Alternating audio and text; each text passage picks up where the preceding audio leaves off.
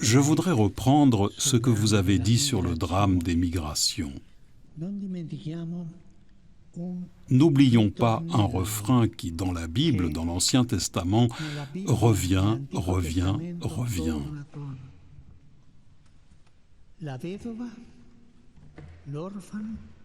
La veuve, l'orphelin et l'étranger.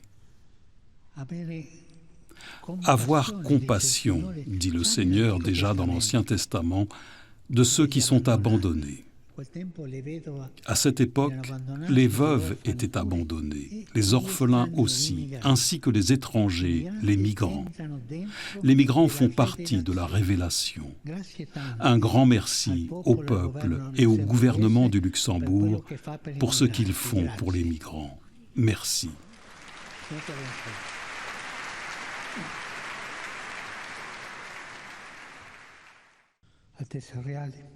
Votre Altesse royale, Monsieur le cardinal et frères évêques, chères sœurs, chers frères,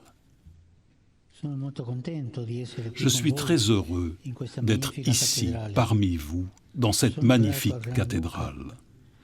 Je remercie le Grand-Duc et sa famille pour leur présence. Et je remercie le cardinal Jean-Claude Ulrich pour ses paroles aimables, ainsi que Diogo, Christine et sœur Maria Perpetua pour leur témoignage. Notre rencontre coïncide avec un important jubilé marial par lequel l'Église luxembourgeoise commémore 4 siècles de dévotion à Marie consolatrice des affligés, patronne du pays.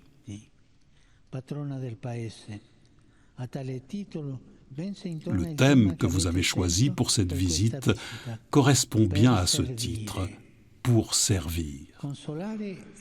Consoler et servir sont en effet 2 aspects fondamentaux de l'amour que Jésus nous a donné, qu'il nous a confié comme une mission, et qu'il nous a montré comme l'unique chemin vers la pleine joie.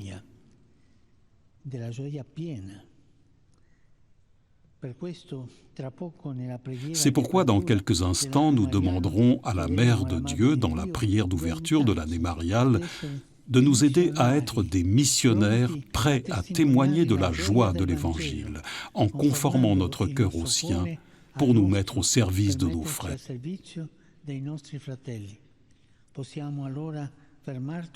Nous pouvons alors nous arrêter pour réfléchir précisément sur ces 3 mots, service, mission et joie. Tout d'abord, le service. Il a été dit précédemment que l'Église luxembourgeoise veut être l'Église de Jésus-Christ, venue non pour être servie, mais pour servir. L'image de saint François, embrassant le lépreux et guérissant ses plaies, a également été évoquée. S'agissant du service, je voudrais vous recommander un aspect très urgent aujourd'hui, celui de l'accueil. Je le fais ici parmi vous d'une manière particulière, parce que votre pays a et maintient vivante une tradition séculaire dans ce domaine, comme nous l'a rappelé sœur Maria Perpetua. Et comme cela est apparu à plusieurs reprises dans les autres témoignages, à travers le cri « Todos, todos, todos, tous, tous, tous », répété plusieurs fois. Oui, l'esprit de l'Évangile est un esprit d'accueil, d'ouverture à tous, et il n'admet aucun type d'exclusion.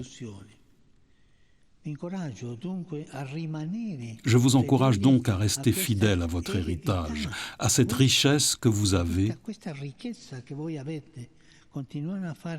en continuant à faire de votre pays une maison d'amitié pour tous ceux qui frappent à votre porte en demandant aide et hospitalité. Cela est plus encore un devoir de justice que de charité, comme le disait déjà saint Jean-Paul II. Il rappelait les racines chrétiennes de la culture européenne. Il encourageait les jeunes luxembourgeois à tracer le chemin pour une Europe non seulement des marchandises et des biens, mais des valeurs, des hommes et des cœurs, dans laquelle l'Évangile serait partagé, dans la parole de l'annonce et dans les signes de l'amour.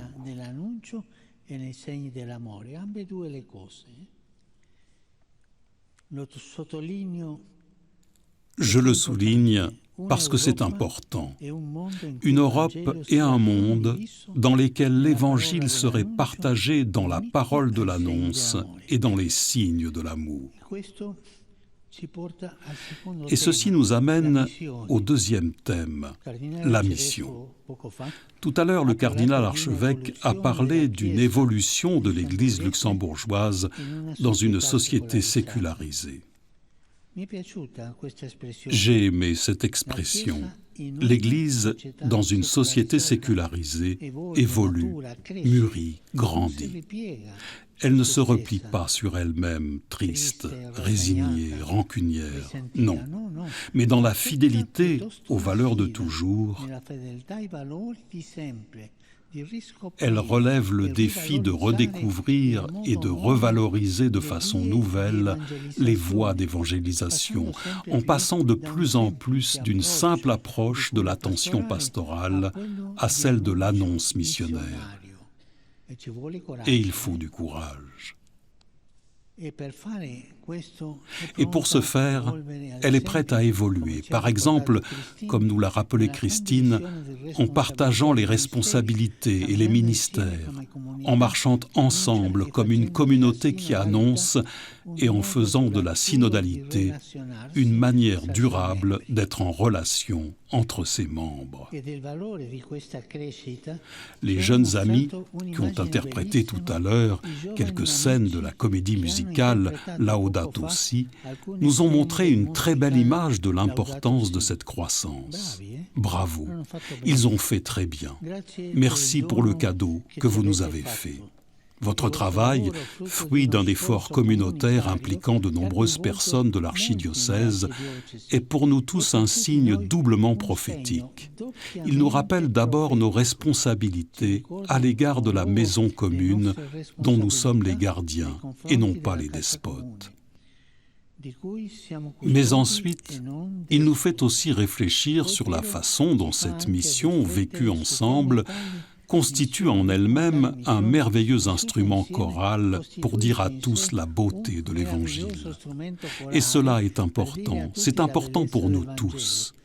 Ce qui nous pousse à la mission, en effet, ce n'est pas le besoin de faire du nombre, de faire du prosélytisme, mais le désir de faire connaître au plus grand nombre possible de frères et de sœurs la joie de la rencontre avec le Christ.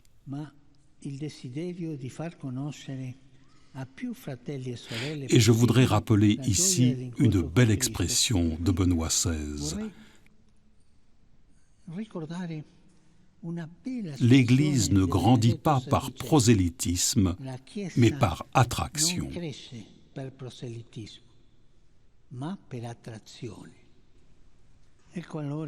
Voilà donc, au-delà des difficultés, le dynamisme vivant de l'Esprit Saint à l'œuvre en nous.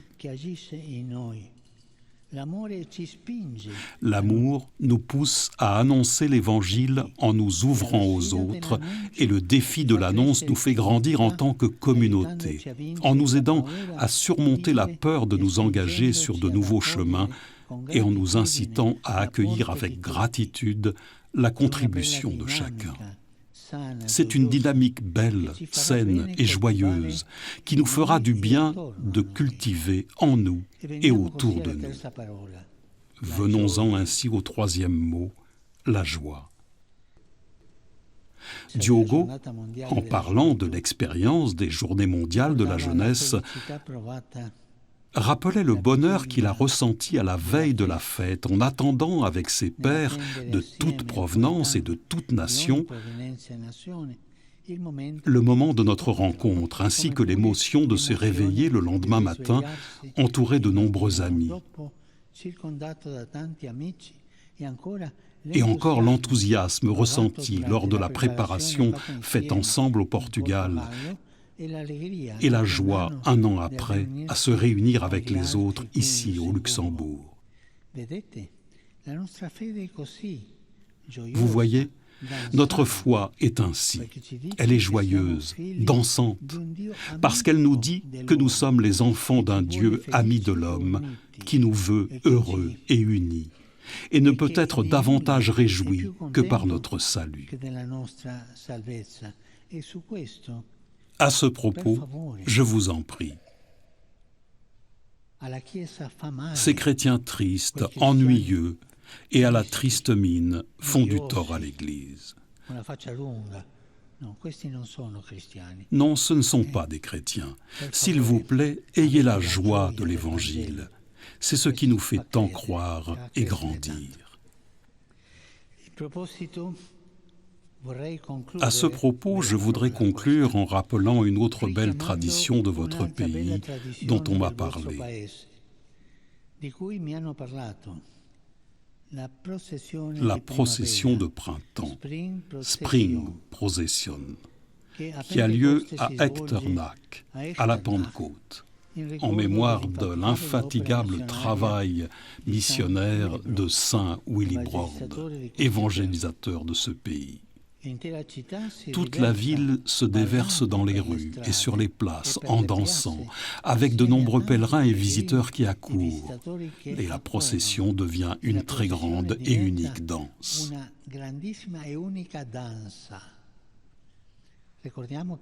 Rappelons-nous que le roi David dansait devant le Seigneur, et c'était une expression de fidélité. Grands et petits, tous dansent ensemble vers la cathédrale cette année, même sous la pluie, paraît-il. Témoignant avec enthousiasme en souvenir du Saint Pasteur combien il est beau de marcher ensemble et de se retrouver tous frères autour de la table de notre Seigneur.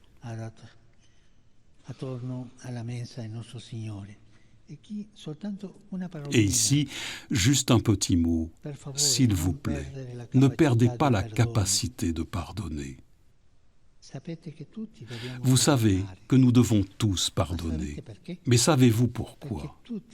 Parce que nous avons tous été pardonnés et que nous avons tous besoin de pardon. Chères sœurs, chers frères, elle est belle la mission que le Seigneur nous confie. Consoler et servir à l'exemple et avec l'aide de Marie.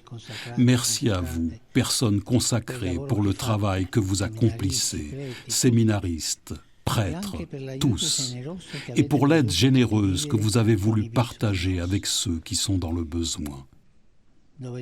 Là où se trouve un nécessiteux, là se trouve le Christ. Je vous bénis. Et je prie pour vous. Et vous aussi, s'il vous plaît, priez pour moi. Merci.